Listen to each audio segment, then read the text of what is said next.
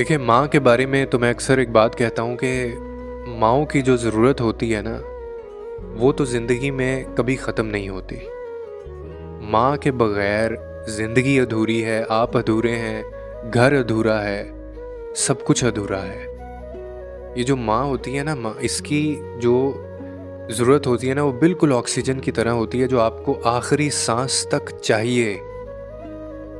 और जब ये नहीं रहती ना, तो फिर आपकी जो सांसें हैं वो भी उखड़ने लगती हैं। फिर आपकी जो सांसें हैं ना, वो लेना मुश्किल हो जाता है। तो इसीलिए कदर करें इन माँओं की,